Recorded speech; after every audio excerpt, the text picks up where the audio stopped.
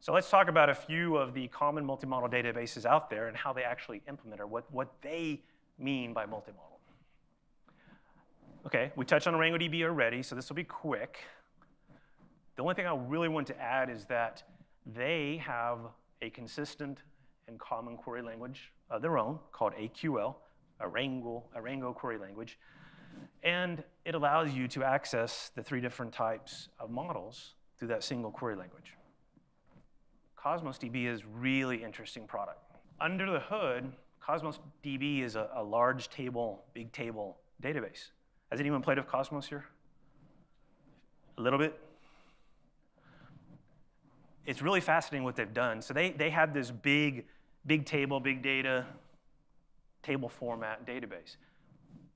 What they've done, though, is they've taken these APIs of the different models that we're used to, and they've implemented it on top of their table. Everything still under the hood gets stored in their big table, but they've implemented these different interfaces, again, multi-model interface, to be stored here. So they do support relational SQL. They do. Now, they don't have a relational database tied in there. No, they don't. They support the MongoDB API. So MongoDB is a JSON document storage system. So you can use their API, and it will all be turned into and stored in the Cosmos DB table, which is really kind of cool. Same thing for Cassandra. You can actually write CQL and send it, and it will interpret it and do retrievals and store everything, once again, at this native table. But you never have to actually use it like this. You don't have to go at the table layer. Guess what? It supports Gremlin, so it supports graph. You can do graph traversals. You can create vertices and edges if you want to. And again, it's stored in its native table format. So if you have to look at the table itself, will it be just a bunch of blobs? Is that what it would be? I mean, if we just do that nice SQL, open the table up, it would just be a bunch of graphs, right? Sometimes, yeah. I mean, you're not supposed to get to it that way if you decide to go that route. Now, you can always use the traditional table API if you want to, but I bring this up because even though the storage layer, in this case, is going to be the same, and it's just using their big table, what's really neat is that their interface layer is multi-model. The storage is not really multi-model, right? And technically, the database system itself is a multi-model, but the interface is absolutely multi-model. It's just an interesting approach to it, to me. So, and they're becoming hugely successful in sales because of this.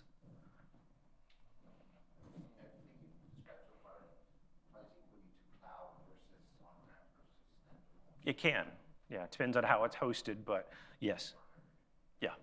And that's a good point, actually, because, of course, Cosmos DB is pure cloud. So, yep. I'm going to touch on Couchbase. It's touted as being multi-model. Now, it's really a document database, JSON document database. But it does support its own SQL language. So you kind of have a multi-model interface in that sense because there's SQL support to get there. Their multi-model in this case is really because they integrate with other platforms that are not necessarily storage platforms, but they integrate with Spark and, of course, Kafka and Hadoop. Now, Elasticsearch, storage system, of course, but it's more of an integration from Couchbase communicating with ES. It's not that ES is sitting inside of Couchbase. So it's not like with DataStax Enterprise where you have Solr bolted on underneath it. And by the way, when I say bolted on, which I'll touch on just a minute, it's actually a fully integrated product, but I'm getting sidetracked. So back to Elasticsearch. It's not that it's integrated as part of Couchbase, but it's that Couchbase can communicate with these guys now seamlessly. So their interpretation of multi-model, and they call this multi-model, is different than what we just talked about. So they're like, okay, well, we can communicate, we can have Kafka queues that we can stream from, and we can store and retrieve JSON documents. So we're multi-model. It's your interpretation. I'm not going to judge it. It's just interesting.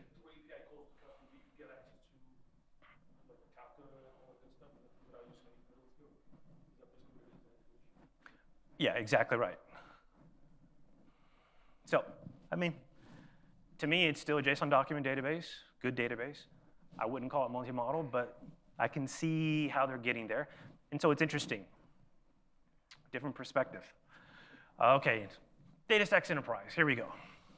Talked about this already, but of course it has Cassandra, which is columnar, it's wide row. Most everyone here probably knows that. They also have a graph layer, I talked about that, or it's a graph abstraction built on top of Cassandra. Now, they say they support JSON documents. They do, because they can take JSON and they can store it as part of CQL and store it as a text column in Cassandra, and they can retrieve it. So why not? It's kind of interesting because we think of native JSON storage as being a little bit different, but why not? You can call it multi-model because you do support JSON, you do support graph, you do support big table, wide row type things. Another good example, they say, well, we have key value. Well, no, you really don't. But through an abstraction of tabular data with Cassandra, you can implement key value. You can, if you just use a single column approach in Cassandra. So you can still get there. It may not be a native implementation, but again, from a multi-model perspective, guess what? Yes, you can, because it's just an interface. It's just like with Cosmos DB. It doesn't natively support a relational database, but you can use SQL, so why not? Now, full text search, geospatial, it uses their version of Solr. Yes, it's integrated into the product. You could kind of call it bolted on, but it meshes very nicely. But this is different, a different model that is actually being stored alongside with all the other data. So this truly is multi-model in that sense of this is separate data. This is actually separate data storage. These are all part of Cassandra, honestly. But it is multi-model. Going back to what we said about Couchbase talking to Spark and others, well, guess what? DataStax Enterprise has integrated Spark. So on those terms, it really is multi-model.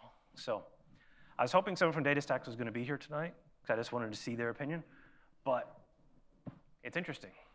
So again, the definition of multi-model really varies. It's not just strictly a single database system. It's not just strictly interfaces, and not just strictly multi-model storage implementation. Who's heard of MarkLogic? Figured some of us would. Well, they support a document database, JSON and XML in this case. They also support graph, but it's a semantic RDF version, triple stores.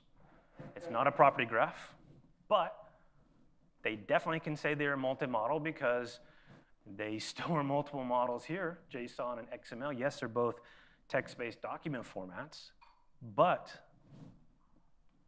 they are multiple models, and they support graph. They do something else interesting too, just like with Cosmos. They support relational views of some of this data, and you can use SQL to actually query that. So again, now we're kind of blurring the lines. It's multiple models of implementation, it's multiple models of interface. But to me, it is multi-model. Why not? Even if the underlying storage in this case is singular. How about MongoDB? Anyone heard of that? Who here hasn't heard of MongoDB, right? That's the question. You don't count. MongoDB is obviously kind of the de facto document JSON storage. What else do they support? Who else can tell me that they're multi-model? What else? Do they support graph? I mean, well, no, they don't. But what's interesting is they say they are multi-model because of this statement right here. They support graph processing, faceted navigation, and real-time analytics. So it's this layer that's kind of built on top of it, which then allows you to retrieve your data or query your data or modify your data in a different sort of way. So natively, it's still a document storage, but they've built these capabilities on top of it. So because of that, they're multi-model. And I guess technically by our definition, it is multi-model because it supports, in a sense, multiple interfaces of getting to the data. So okay, I'll buy it. Oracle, the 100,000-pound elephant.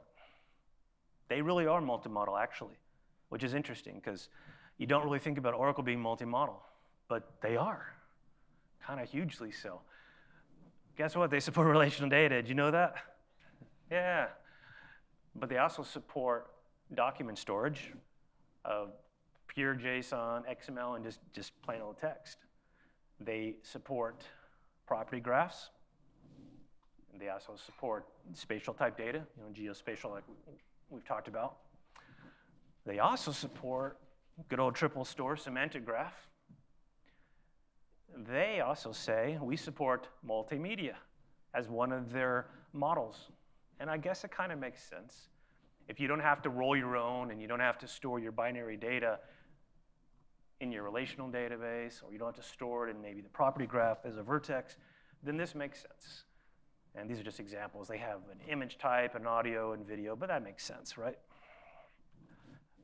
But by our definition, and because all this is integrated together, they absolutely are a multi-model database.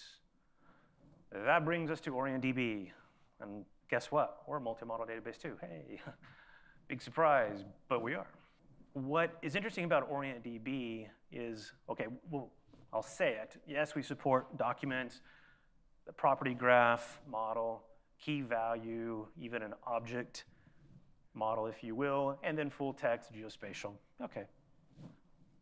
This, we use Lucene like everybody else. Solar does, Elasticsearch does, so not a big surprise. But, dunk, dunk, dunk, dunk, these use what's called a record. And a record is just a way of storing binary data in OrionDB. We have binary data blobs too we can store, but a record really allows you to have properties, arbitrary properties, and it allows you to link to other records in the system. It's very fast to get to, it's very fast to write, and those links are what's called a record ID. So every record has a unique record ID across the system.